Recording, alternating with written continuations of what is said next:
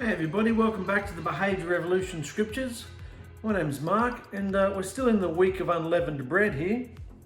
In fact, tonight, today is Tuesday, so tonight is the beginning of the last High Shabbat of unleavened bread. And hasn't it been a doozy this year? I mean, the gems and revelations and just amazing things Yahusha's been doing in his body. What's he been saying to you? If he's saying stuff, drop a line. We'd love to know what he's saying to you.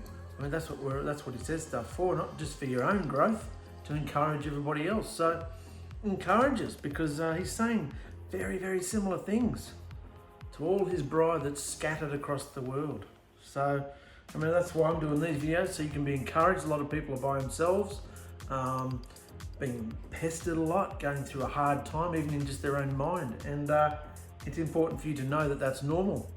That's the wickedness. That's the enemy that we are seeking to overcome within us, to stop all those spirits and things coming through our vessel, controlling us, having us behave the way they want us to behave, the fruits of disgusting worldly evil, instead of saying, no, just hold on a second, I'll be back in tick.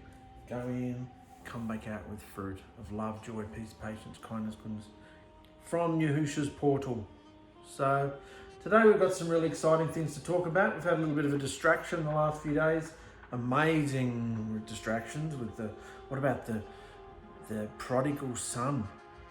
What was it? The older brother doctrine. That was a blowout, wasn't it? Wow.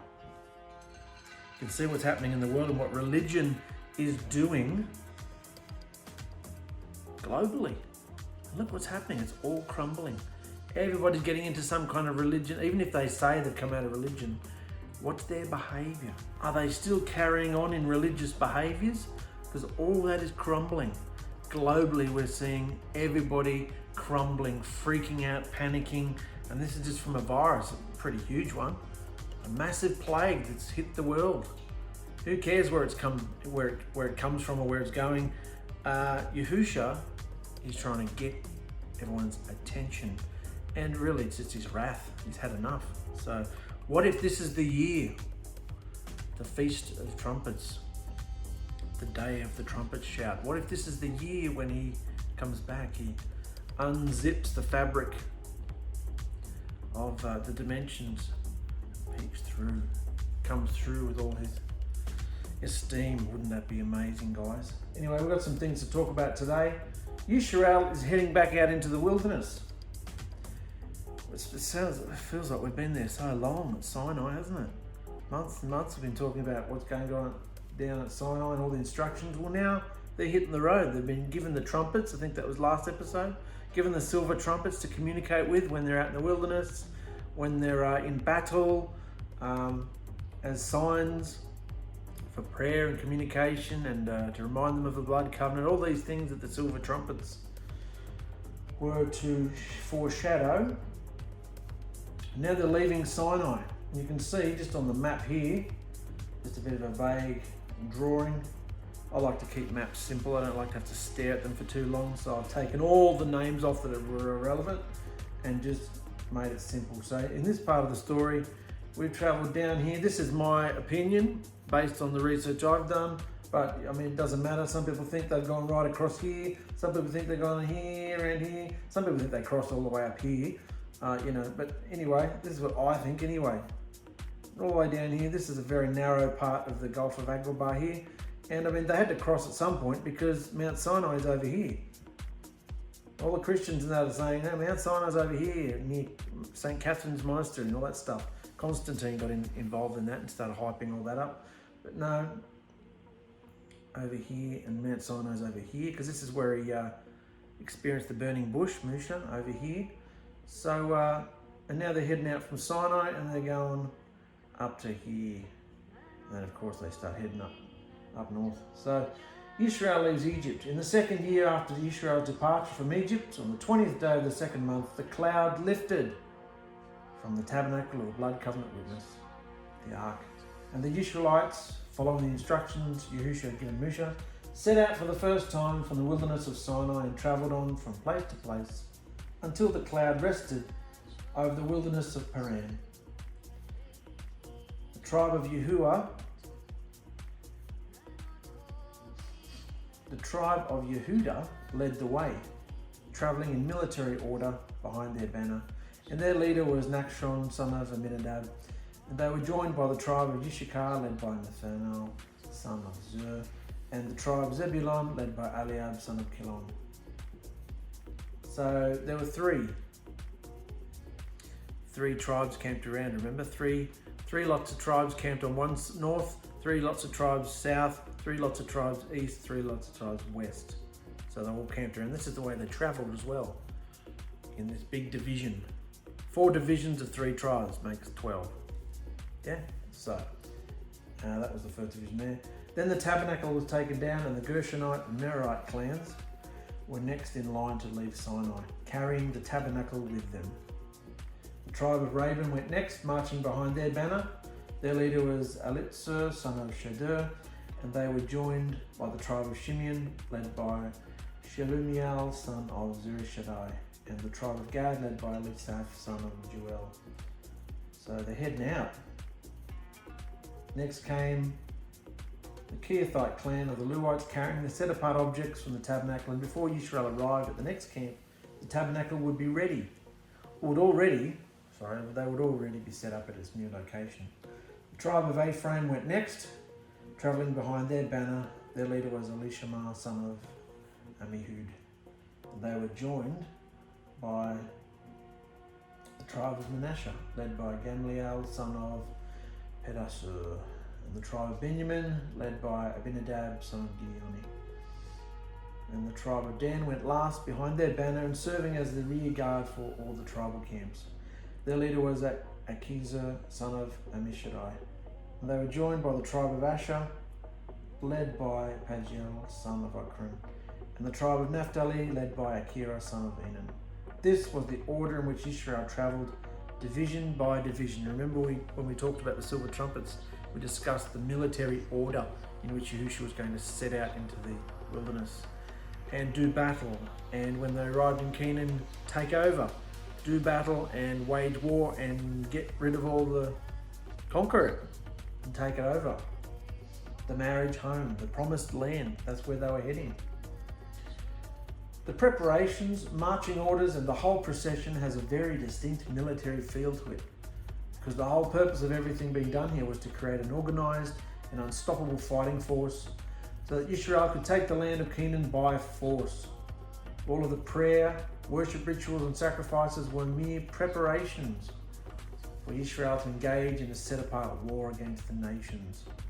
Yahusha is very much an Elohim of action and doing, not just sitting there, meditating, waiting for money to fall out of the sky, waiting for help to happen, waiting for a job someone to ring up on the job, waiting for a partner, a husband, wife, waiting for a date, waiting and praying. Now I understand we have to wait on Yahusha and not just go out there and do stuff. But Yahusha is an Elohim of order and discipline and action. He'll give you things to do, practical things. And in this time of coronavirus, when everybody's quarantined, if whatever country you're in, the government is giving out incentives, they don't always just fall in your lap. You got to look into things and find out, I might be suitable for that little bit of money there. I'll get that. Yeah, I've got an apprentice, or I've got a business, or my business has dropped in the last few weeks because of the virus, whatever. I might be due some money, but you've got to seek it out, apply for it, go and maybe make an appointment or whatever you've got to do. You don't just sit there and pray and communicate. No, Yahusha is an Elohim of action.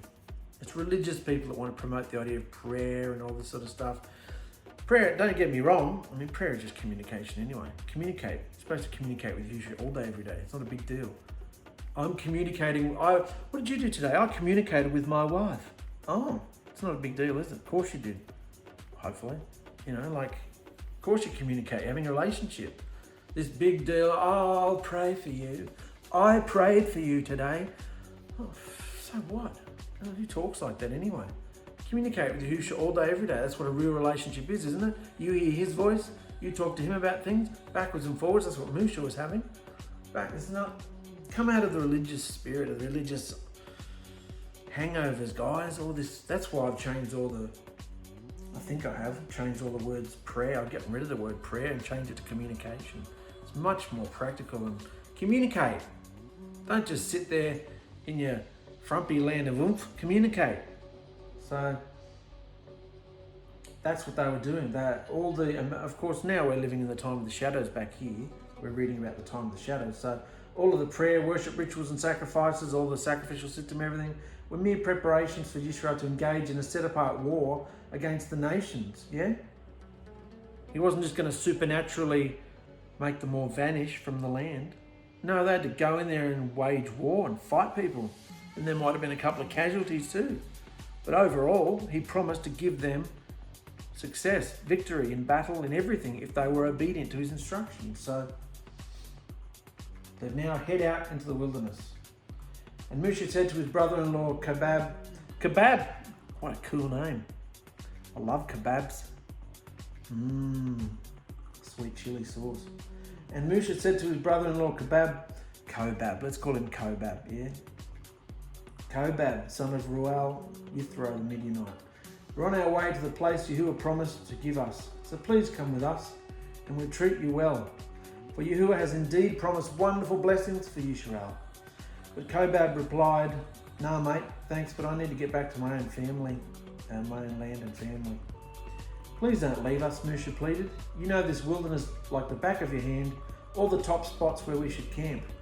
Please come and be our tour guide and we'll share with you all the blessings Yahuwah gives us. So many people have said things about this text here, like this wasn't actually his brother-in-law, it was his father-in-law, because father and sons and grandfathers all come under the same titles, and it could have been the same tribe, it could have been this, could have been that. Let's just read the text for what it is. His brother-in-law Kobab, son of 𝗓𝗏𝗓. Remember all the story about Yithro and holding up Moshe in the family jail for almost 10 years or something? Yeah, and he gives him his wife Zipporah to marry. Well, this is Zipporah's brother, obviously, by the sound of it. And he was obviously at Sinai with them, probably saying g'day. But Moshe wants him to keep traveling with them. Why? I mean, if Mount Sinai is over in the Sinai Peninsula, as religion promotes, why would Moshe want Kobab to travel with them? Because Kobab's from Midian. Kobab's from Midian, just like Yithro was. And Midian is in the Arabian Peninsula. Let's go up to our map. I'll read this bit here first, and then I'll take you to the map. Mount Sinai is absolutely not located in the Sinai Peninsula, where St. Catherine's Monastery is located, but on the Arabian Peninsula across the Gulf of Aqaba. The historians Josephus and Philo state this clearly, as well as Paul and Galatians. Moshe's burning bush experience also took place in Midian, which is on the Arabian Peninsula, and this is the same spot as Mount Sinai. So this Kobab, the Midianite fellow, is obviously very familiar with the area Yisrael will be travelling through because it's practically his backyard. See up here?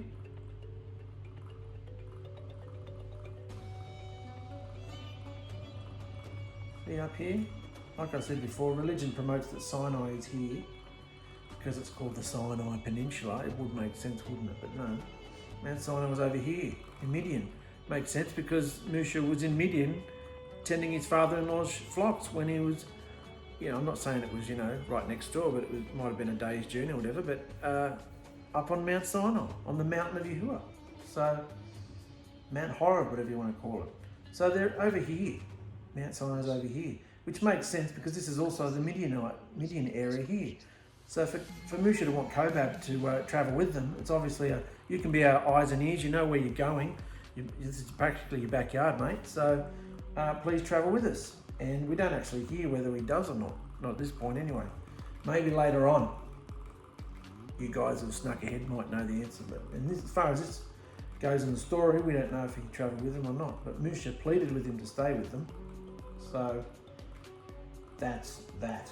So Yisrael travelled for 3 days after leaving the mountain of Yahusha, the Ark of the Blood Covenant Witness moving ahead of them to show them where to stop and rest. Now they may have been travelling for longer than 3 days, because remember they're sort of using time as a measurement here, not distance. It's like, where's the service station, mate? Oh yeah, about 10 minutes down the road. that's not an idea of distance, is it? That's an idea of time. So when it says they travelled for 3 days, it's quite possible they travelled for longer than that, because they had older folk, they had women and children, flocks and herds. So what might have been considered a 3-day journey might have taken longer than that. So, or it may not have. Make up your own mind. They travelled for 3 days, leaving the mountain of Yahusha with the Ark of the Blood Covenant Witness moving ahead of them to show them where to stop and rest. And as they moved on each day, the cloud of Yahusha hovered over them, and whenever the Ark set out, Musha would shout, "Rise up, Yahuwah, and let your enemies be scattered, and those who hate you run for their lives." And when the Ark was set down again, he would say, "Return, Yahuwah, to the countless thousands of Yisrael." So, another important point is, just because they'd break camp for the night, obviously they didn't set up the tabernacle and everything for one night. If they were just stopping overnight, they would only set that up when Yahuwah would tell them to, and they would stopped, the cloud had rested, and they were going for it. So this was interesting, a little bit of a side point here about how the nations viewed the Ark of the Blood Covenant Witness. There's that famous picture there from Raiders of the Lost Ark. The 𝗓𝗓𝗓 priests are carrying the Ark there. So, or it's quite possible it could have been no, it wouldn't have been the 𝗓𝗓𝗓 priests, sorry, my mistake, because it's all unwrapped. That would have been the 𝗓𝗓𝗓𝗓 priests. So, there you go. And this is a battle, obviously. So this is interesting because they're travelling around now carrying the Ark of the Blood Covenant Witness. So the Ark of the Blood Covenant Witness is playing a distinct military role here on behalf of Israel. The people looked up to it as a guide and protector and a surefire sign that Yahusha's presence was with them.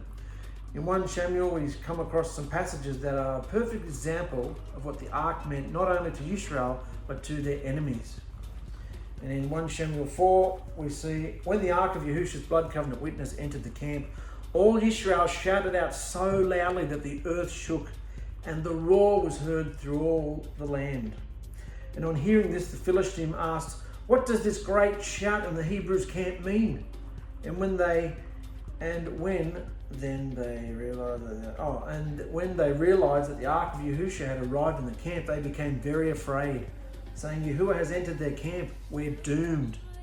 There was no such noise yesterday or the day before. We're so screwed. Who will rescue us from the power of this mighty Elohim that sent plagues and overthrew the Egyptians in the desert? Be strong and behave like men, you Philistine, so that you won't become slaves to the Hebrews as they have been to you. Man up and fight." So we can see how they felt about the Ark of the Blood Covenant Witness, can't we? And this was the enemies. This was the Philistine. Goliath of Gad, he was a Philistine. First, in those days, it was standard procedure for an army. In those days, it was standard procedure for an army to carry with it its banners and symbols that represented their own deities when they went into battle. So when the Philistines spotted the Ark, they immediately recognized it as representing the Elohim of Israel, and it scared the hell out of them. Every nation in the Middle East was well aware of the devastation Israel's Elohim had leveled on the Egyptians via the 10 plagues, and how Yahusha had drowned the Pharaoh's army in the Red Sea. There's no way you can keep something like that a secret. All the nations in the area were well aware of this powerful Elohim that travelled with Israel. And this was their sign, this was their logo, this was their banner and their object of worship, you could say, as far as the nations were concerned. And we'll go into that. So they were freaked out by the Elohim of Israel. Secondly, although you'll never know it when reading most English Bibles, when you look at the original Hebrew, it's interesting that the Philistines were aware of the Elohim of Israel's personal name, Yahuwah. In the original text, it does not say Elohim has entered the camp. It says Yahuwah has entered the camp. And the reputation of this Yahuwah was such that the Philistines were quaking in their boots. Even the pagan nations knew the name of Yahuwah. Interesting, isn't it? Third, these passages from 1 Samuel also demonstrate the ancient Hebrews' somewhat primitive mindset towards Elohim in those days, which Yahusha permitted Israel to harbour for a time until he was ready to give them a fuller knowledge of his attributes and nature. For through the ark, Yahusha had given Yisrael a way to understand him that harmonized with the way all the other nations understood their deities at the time. This whole climate mindset at the time was all idol driven. They were all based on idol worship. So Yahusha provided them with an image to strengthen them. I think it's written here. Yeah, we'll keep going. If Yahusha had not instructed Israel to carry the ark into battle with them, they may have come to the conclusion that he wasn't with them, and that mere thought would have caused them to lose courage. And the opposite is also true. If Israel's enemies saw that the ark was not with Israel, it would give them courage and confidence, because then they would have assumed that their Elohim wasn't with them. Of course, we now know that Yahusha's presence isn't limited to only where the ark was physically present. But that was how the people, including the Hebrews, thought during this era. It may seem silly to us now, having open portal doorway access to Yahusha, but the truth is we can find similar examples of primitive immature thinking even today through the worship of the shadows, can't we? We might look back at them and go, oh, silly buggers, they think they won't be victorious if they don't carry the ark with them. But how do people still behave today? And not just in Christianity or Yahudimism, Messianics, Nazism, or what are we? We're still going on with our shadows, aren't we? We rest in our shadows, have confidence in our shadows, don't we?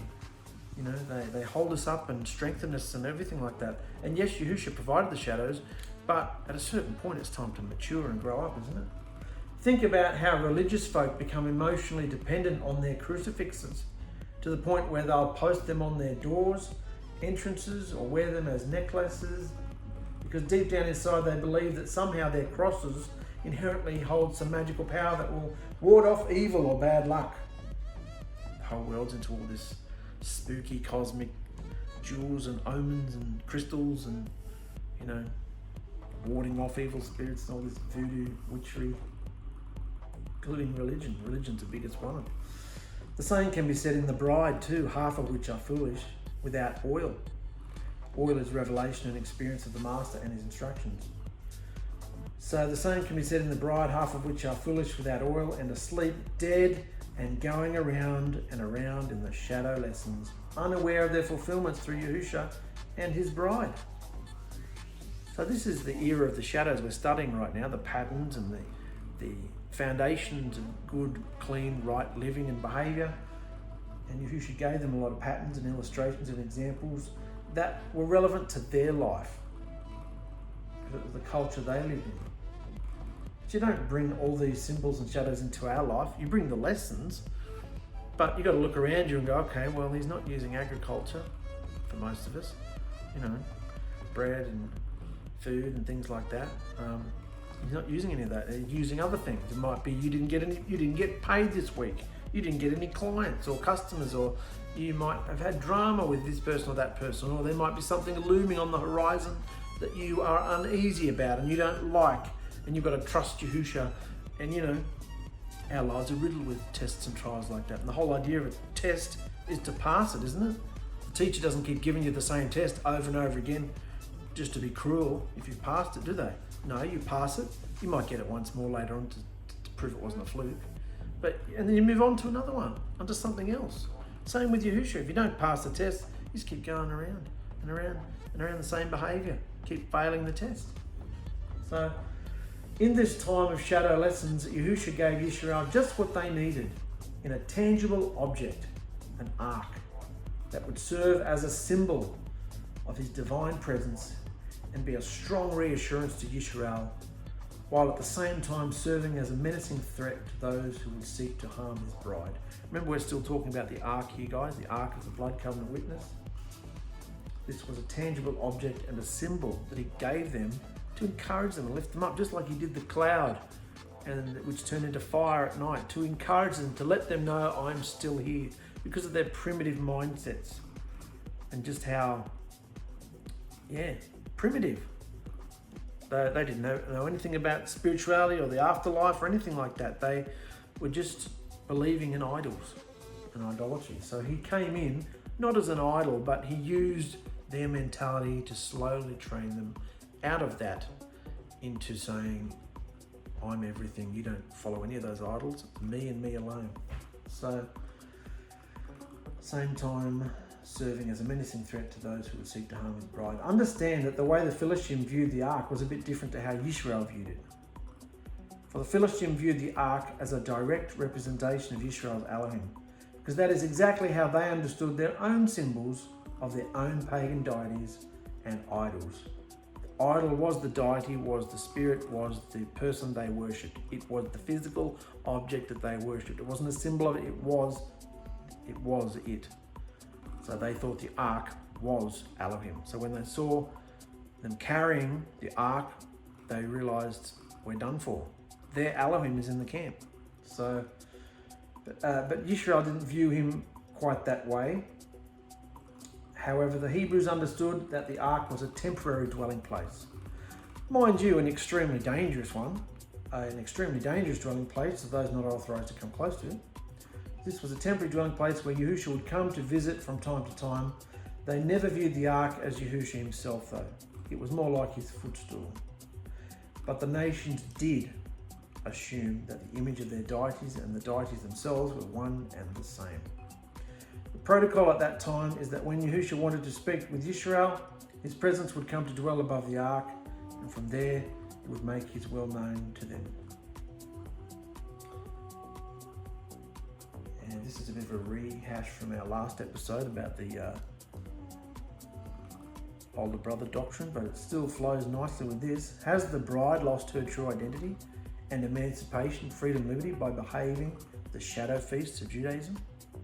Have they taken on the mantle and dress codes plus Jewish traditions, coming under the yoke of bondage in worship? Have they been stopped at the shadows and missed the fulfillment and meaning of their work? Imagine today if we just believed that we can't have Yahusha's presence unless there was a tangible object like an ark. Imagine if we still felt like that. I'm sure there are people that still feel like that. You know, people still can't have we can't have a gathering. We didn't bring the menorah. We didn't light the candles. We haven't got whatever necklace we need to wear, a cross or a fish or a menorah or whatever iconology you're into. You know, we can't do Passover. No, such and such forgot the wine. Can't do it. Didn't bring the crackers to snap. You know, like we didn't bring any unleavened bread. You know, we can't do it. You know, imagine if we were still in that place, believing in shadow, believing in objects. You know, in things like that, shadows. So, you couldn't, could you? Could you?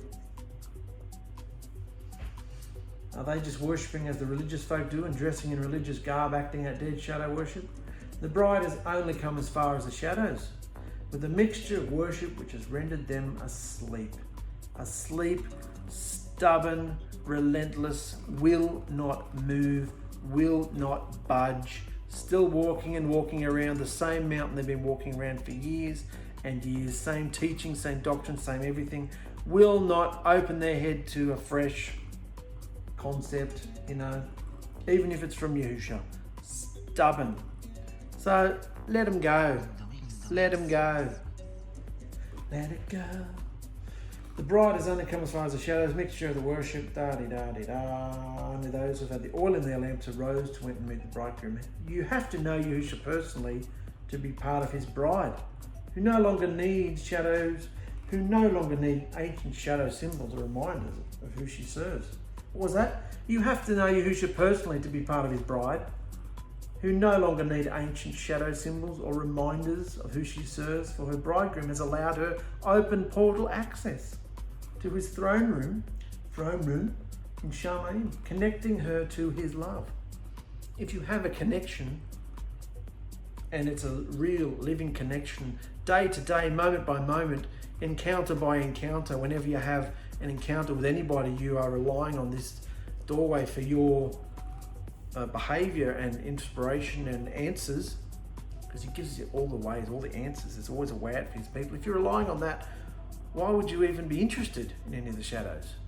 So therefore, to me, those who are interested in shadows aren't having this experience, which is a shame, because Yahusha died so everybody could have that. Well, his bride anyway. He died for his bride, so that his bride could have that relationship. So Now we're coming in. So Yisrael's gone into the wilderness, carrying the ark ahead of them. We've talked about the ark. That was fascinating, which ties right in nicely to our talks we've been doing lately about symbols and shadows. The ark was a symbol and a shadow. It means nothing today because the ark is us. The ark is our hearts in essence, because that's where he sits, on the throne of our hearts, on the mercy seat, the lid of atonement. All that is within the earthly, this dwelling place, this tabernacle here. The ark is within us. I guess you could say it's our heart. So you're still going to go and worship an ark? Can't have the meeting. Such and such forgot the Ark of the Covenant. You're going to have to go to a factory to find that, won't you? A big factory at the end of Raiders. So we've gone from a very big high, Musha announcing, Yahuwah, rise before us, and Yahuwah, come back to us. All these amazing things. And now, within the span of a few days, this happens. Complaining. Once again, complaining. We went through a big thing of this when they first left Egypt, and now we're going through it again when they leave Sinai. We now begin the section of scripture we'll take a sip. We now begin the section of scripture chronicling.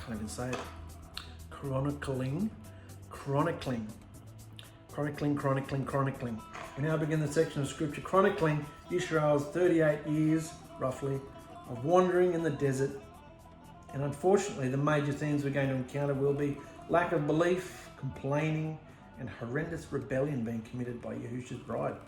And of course, these are all shadows and examples to teach the bride today, here in the 21st century, how she must behave if she wants to make it. These texts also captured the imagination of our beloved brother Paul, who said, so before we go into what happens in the wilderness with the complaining, we're going to read what Paul says about it. Very interesting what he says about it. Don't forget that all our parents followed Moshe under the cloud and passed through the sea on dry ground with him, immersed in his teachings, eating the supernatural food and drink that Yahusha provided as he traveled with them, sustaining them. And just as they drank the water from the rock, Yahusha our Mashiach is that very same rock from which we drink. Amazing, eh? Yahusha our Mashiach is the very same rock. Our parents in the beginning fell prey to idol worship and perverse temptations of the flesh, and Yahusha hated their behavior against him and wiped many of them out, showing us today at the end of the age that we shouldn't lust and crave after evil as they did with their wicked idolatry. Just as it was written, the people sat down to eat and drink in pagan celebration, then rose up to play. Play, of course, means orgy behavior. So we shouldn't allow this same sexual, immoral, hoary behavior to come from our bodies as they did. And in one day, Yahusha slaughtered 23,000 of them. So remember not to test Yahusha's patience with grumblings and complainings as they did in the wilderness, for they were destroyed by poisonous snake bites. All of this was written as an example for us, warning us to be very careful in these last days, not to fall away. All of this was written as examples to us. Examples, lessons, teachings, shadows for us, so we could see how we are to behave. Yeah? Not to just take on all the dress codes and customs and all that sort of stuff. These are written as examples for us to show us what Yahusha finds pleasing and what he hates. And it's mainly behavior. Last days to encourage not to fall away. Even those who think they stand strong can stumble and fall like anybody else. But Yahusha is always trustworthy and won't allow us to be tested and tempted with more than we can handle. Always showing his people a way out from every attack so that the pressures of this age won't crush us. So run for your lives from all idolatry. Just quit it and glean whatever you will from this message, for you're all responsible people, wise in Yahusha, and can make up your own minds whether what I'm saying is true or not. If Yahusha did not hesitate to deal severely with his chosen people, Israel, in the wilderness, what makes us think today that we're going to get away with disobedient behavior? Many people teach that we live under grace, we live under favour, we live under his mercy. We can do what we want, just repent and say sorry afterwards. No. Every disobedient behaviour has a consequence. You don't get away with anything. Come on. So let's go to the text. BAMIDBAR now. We just head out into the wilderness and around about 3 days, I think most agree on. It's about three or so days later.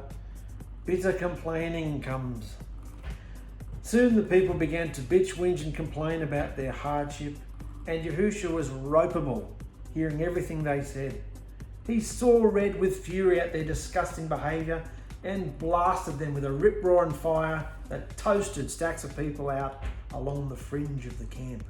Remember that? These were the people living out on the fringe, on the outskirts. Remember that? And who was it that lived on the outskirts of the camp? Question mark. So he sent a rip-roaring fire that toasted stacks of the people out along the fringe of the camp. Then all the people chucked the wobbly, screaming and wailing to Musha for help. So he talked to Yahusha and the fire stopped. And after this barbecue of judgment, the area was known as Taberah, the place of burning, because the fire from Yahusha had burnt among them there. Musha steps in as a mediator for Yisrael once again, pointing directly to Yahusha, who opened the portal of deliverance through his own flesh. In Hebrews 4 it says, "Well, for we have a high priest who can identify with all our weaknesses, because he was tested in every way, just as we are. But no matter what, he always behaved obediently." So, I mean, Musha failed time and time again. He wasn't even allowed into the promised land in the end. And this is the great Musha, who everyone lifts up as the greatest prophet and man with the greatest relationship with Yahusha, definitely in all these earlier scriptures. Amazing relationship, had open dialogue with him, was allowed to be in his esteem, and yet he didn't make it. So we don't always want to copy his behaviour, do we? Because he didn't make it. But this is an account of what went down. But we can count on Yahusha because he was tested in every way like we are, and he never disobeyed. He always kept his behaviour on point. That was the point of that. Musha is a type of Yahusha in these, like a shadow, I guess you'd say. He was an example of what Yahusha would do in a perfect way. Musha was a mediator. Musha, offered to give up his life for Yisrael, sacrifice himself, but Yahusha wasn't having it. Wouldn't have worked because he wasn't perfect. So what's happened? Musha talked to Yahusha and the fire stopped. Then the foreign riffraff who were travelling with Yisrael. Little side note here, the foreign riffraff, mixed multitude, they all lived on the outskirts. They were along for the ride and the blessings with none of the burdens or difficulties. We're not talking about the converts here. These were not converts, resident aliens, pagans. These were resident aliens and pagans who attached themselves to Yisrael but didn't share any allegiance to Yahusha. And they were forced to live on the fringe of the camp. Where was the fire burning again? Out on the fringe of the camp. This is where all this episode started, from the mixed multitude. They weren't loyal to Yahusha, didn't really care about any of it. They just thought, our Egypt's burning and crumbling, we're going to join this crowd, So they weren't some of the people who they weren't the converts who grafted into a tribe and into the nation and became a tribe. No. Grafted in, no. These were just resident aliens who wanted to live there, but didn't want to share any allegiance, didn't want any of the burdens or difficulties, just along for the ride. And they were forced to live on the fringe of the camp, on the outskirts of the camp. And where did this fire hit? This rip-roaring fire? Along the outskirts of the camp. So the foreign riffraff who were travelling with Israel began to lust and crave after the creature comforts of their yesteryears in Egypt, and their ungrateful behaviour infected the whole camp. For when the people of Israel heard their complaints, they joined the pity party too. "Oh, for some real meat! Come on, give us a nosha! We remember the fish we used to eat in Egypt, and it was free. We had all the cucumbers, melons, leeks, onions and garlic we wanted. But now our appetites are gone, and all we ever see is this bloody manna, nothing but manna." So, another interesting point many scholars say is that they weren't actually looking for meat, because they had their own cattle, a lot of them. They were after fish. Fish was the big thing, coming from the Nile River. living in Egypt. They had all the fish they wanted. They could dry it out, store it for a long time. It was all about fish. And I mean, they say here fish, but that was the main thing they were hungering after. Fish. They wanted fish. So of course they're nowhere near the ocean, are they, now? So they wanted fish. But we see nothing but this bloody manna, manna. Speaking of manna, it looked like small coriander seeds, pale yellow like gum resin. And the people would go out and gather it from the ground, make flour by grinding it with millstones or pounding it in mortars.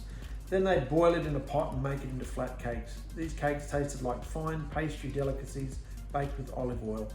The manna came down on the camp with the dew and appeared at sparrow's fart early morning. So, cloudy with a chance of manna. That's a bit like the manna, it looked a bit like frost. So, and every morning at sparrow's fart, it was there. So,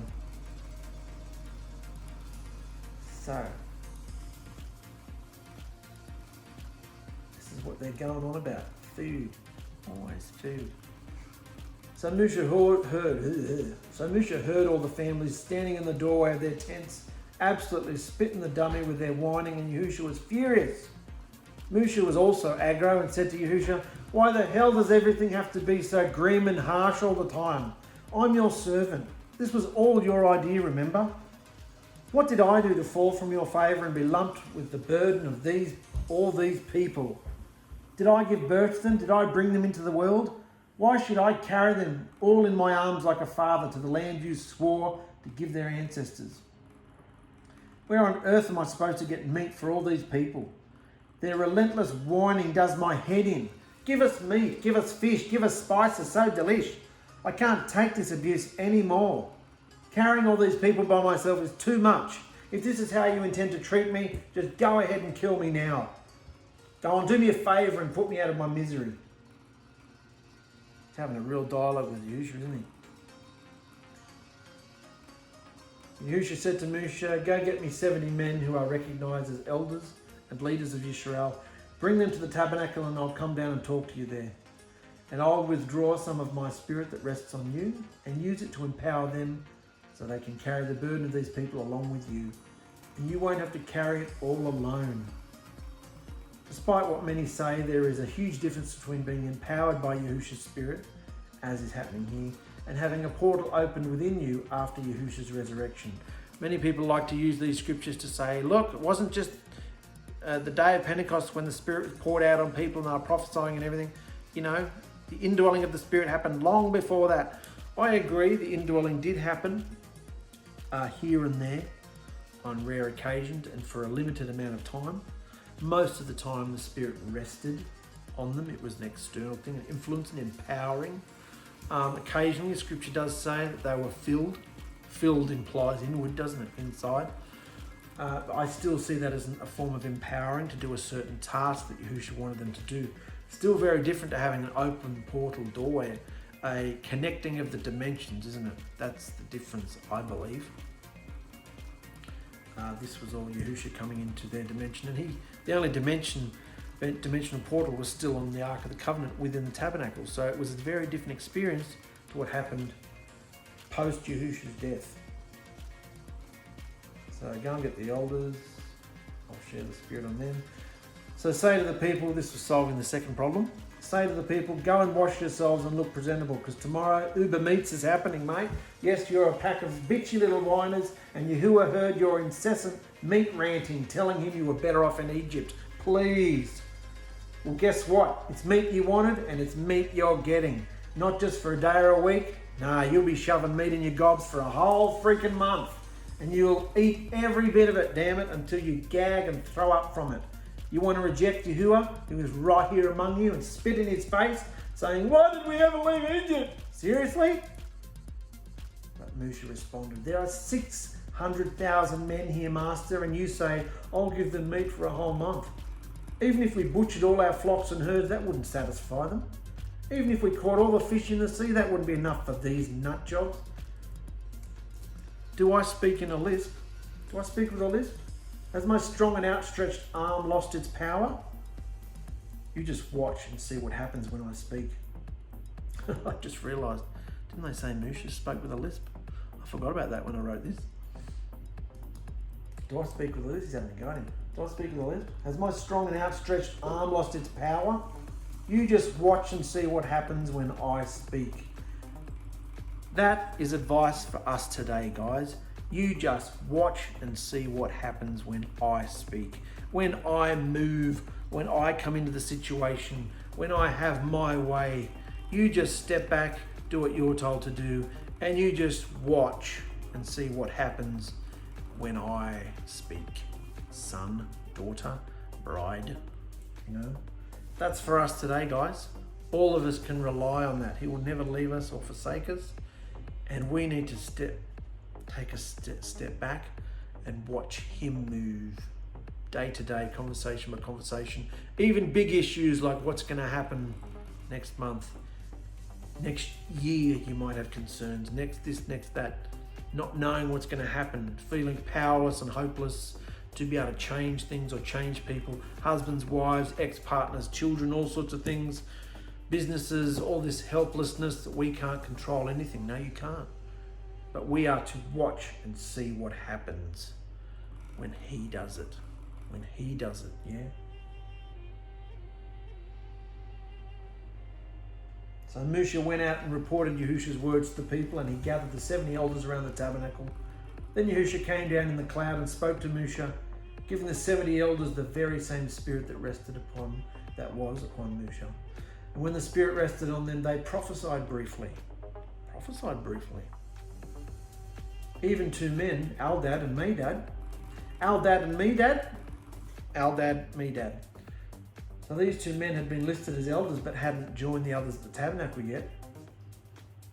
So even two men had Yahusha's spirit rest upon them, and they began prophesying. What is prophesying? Prophesying is to declare the word of Yahusha. This is generally what it means. To declare the word of Yahusha, speak of future events, and maybe even speak in another language. That's generally what prophesying is. And that's what they were doing a lot on the day of Pentecost, at the feast of Shavuot, after Yahusha had ascended. And look, this is what's happening here as well. They were prophesying right here in the camp. And a young man ran and reported to Musha, 𝔹𝕙𝕗 and 𝗪𝕗𝕗 are prophesying in the camp. Both men inside and outside the camp were being anointed. Isn't that interesting? A pattern, symbolic. Both men outside of the blood covenant, outside the camp, and people inside the camp.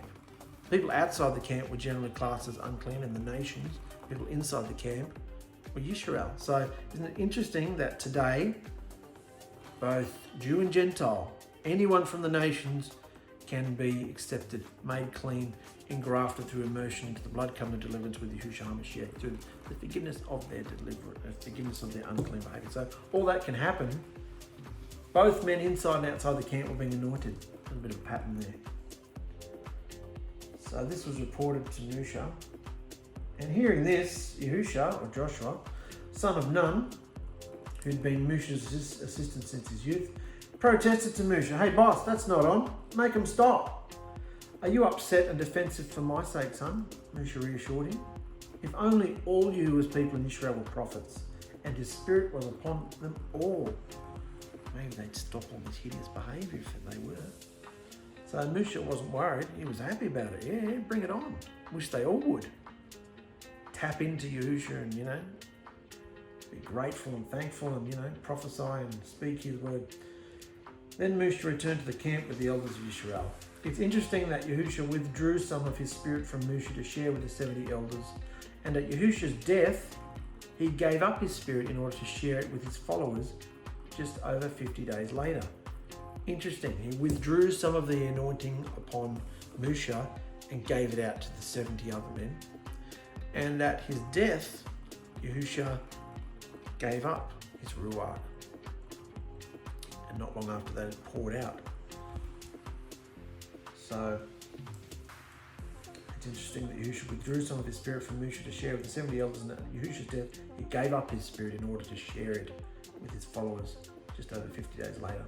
Yes, he's anointed, rested upon, empowered, even filled men and women temporarily to achieve certain tasks from the very beginning. However, the portal doorway between the dimensions was only on the ark within the tabernacle or temple. It was very different to what Yahusha did after his ascension back to his higher dimension, where a down payment of his spirit is now given to all his immersed and sealed in his name bride, to encourage, lift, love and train her in preparation for the wedding feast and marriage home. The portal doorway is now through his bride. So that doesn't mean that the more people of the bride there are, the less in intensity of the Ruach. No, it's not a case of we have to share it. No, it's a case of his Ruach is unlimited. He's unlimited. So it wasn't a case of he's got to take it from one and share it with another and say you've got less now because, no, not like that at all. His power is beyond this universe. So he could give it to every single person he wants to, but he can't. Every single person on the earth if he would needed to, in the same intensity, if needed be. That's how powerful he is. So Yahusha just solved two of Musha's problems here. One, he's sick of carrying all the burden of these people by himself. And two, they want to be fed proper meat. So he's gone and got 70 other men and actually anointed them, put his Ruach on them, just like he did Musha. So they'll be intelligent, not just a sham. These guys were, at this point in history, these guys were loyal and obedient. So that's that. And next we're going to solve the second problem. Yahusha sent a strong wind that blew millions of quails from the sea and let them fall all around the camp, piling up 1 meter high throughout the camp, as far out as a day's walk in every direction. You wanted meat? Here's meat. Imagine having all these birds wading. That's up to your knees. That's up to your waist, really, 1 meter high. You know, as far out as a day's journey into the wilderness. He's proven a point, wasn't he? You want meat? Check this out. So the people went out and caught quail all that day and throughout the night, and all the next day too. No one gathered less than 2.5 liters, and they spread the quail all around the camp to dry. But while they were gorging themselves on the meat, you can imagine it, they wouldn't stop because you can't keep it very long. There's no refrigeration. They would have been stuffing their faces. While they were gorging themselves on the meat, while it was still between their teeth, the anger of Yahusha blazed against the people, and he struck them with a severe plague, like a skin infection or a virus. So that place was called 𝗪𝗧𝗪𝗏, graves of lust, because they were buried. Because there they buried the people who had craved and lusted after the meat from Egypt. And from there, the Israelites travelled to 𝗪𝗪𝗪, where they stayed for some time. So this plague, this virus, must have taken out a hell of a lot of people in order for them to name the place graves or place of lust, because that's generally they named places after the experience they'd had. So there would have been a lot of deaths. Now we're talking 2 to 3 million people. How many deaths would there have been? Yahusha was pretty angry at them. How many deaths are there? I can't keep track. How many millions? Have we reached 1 million yet in the world? Deaths from the coronavirus? Definitely thousands and thousands and thousands. So how amazing is Yahusha? It's a plague. It's a virus. It's happening in the world just like today, because of their lust and their wicked, depraved disobedience. The people craved and lusted after flesh, the things of the world, instead of the food, supernatural provision that came from Yahusha. So he turned them over to flesh. The spiritual principle or pattern of behavior being presented here for us is that we are not to be of this world or desire the fleshly things of it. Now, Yahusha isn't going to force us to choose one way or the other. Just as Israel had the option to choose the flesh of dead birds over the manna, Yahusha has given He's given us all the freedom to choose the fleshly things of this world over the spiritual path and truths from his portal. We have the freedom of choice, but in that freedom we should also understand that we'll reap the consequences of our choices, whether good or bad. So Yahusha promises to supernaturally provide for us And we found that even in the last few weeks. It's almost been a month now, I think, since this whole corona thing kicked in. And we don't have many clients. But the government stepped up and they're giving out incentives for people who have shops and businesses. We can also get a few bonuses in money for having an apprentice. My wife is technically my apprentice in the shop, so there's things for that. The family benefits of being, there's things happening, You're allowed to take your superannuation out over here too, if you like, if your business has dropped to a certain degree, which is great, because normally you can't get that out either. So see how you can't plan these things. Yahusha supernaturally provides. And like I've said, every week, our budget, or close to it, is covered. We get the most important bills paid anyway. Life carries on. Expenses are dealt with. It's not the amount of money we would like, but it's what we need. He supernaturally provides. And he promises that for you too. If you are obedient, if you click into this and have a real portal relationship, communication, intimate, peace, shalom relationship with Yahusha, he will protect and provide for you. So let's finish on this kind of little summary here. And this was amazing, this article, which of course came at the exact spot on time that I needed it. And we're going to close on this. What does complaint and grumblings mean in Hebrew? Lord, to be obstinate, to complain, abide all night, continue, dwell, endure, grudge, be left, lie all night, make to murmur, remain and tarry. And then we've got rib, to grapple, toss, to wrangle, hold a controversy, by implication to defend, adversary, chide, complain, contend, debate, lay, wait, plead, rebuke, strive thoroughly. That's what complain and grumbling means in Hebrew. That was a good picture too, wasn't it?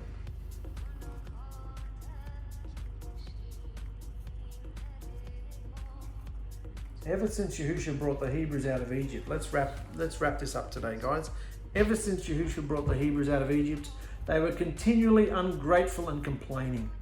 It was obvious by the grand scale of supernatural behaviour Yahusha displayed in their deliverance that he had a plan for his people, the aim being to bring them out of the Egyptian idolatrous mindset and replace it with the simplicity of clean living that would prosper them both mentally and physically. He actually wanted them all to come up on the mountain and meet with him through an open portal with Musha. But they complained and said they were scared of him and told Musha, you go up and tell us what Yahuwah says. And when Musha returned from the mountain, they had fallen back into idolatrous whoredoms. And from the original Hebrews that came out of Egypt, only 2 of them made it into the promised land because of their complaints and grumblings.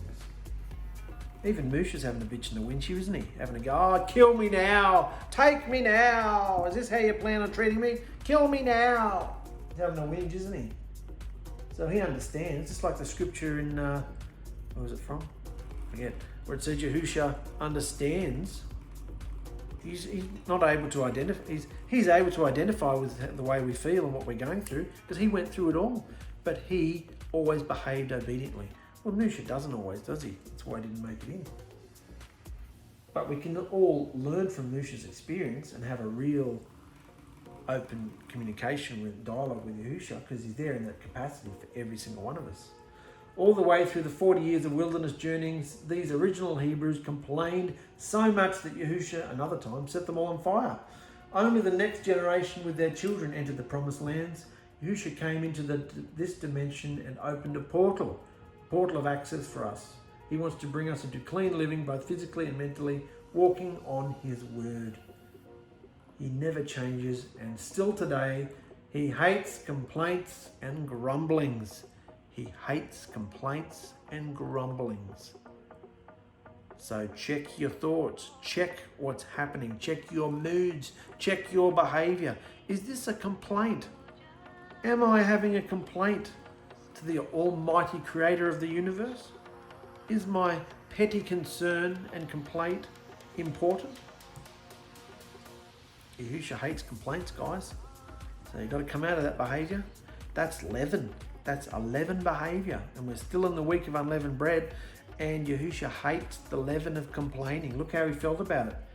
He sent a massive virus, a plague among them. What's he doing today? The plagues are here.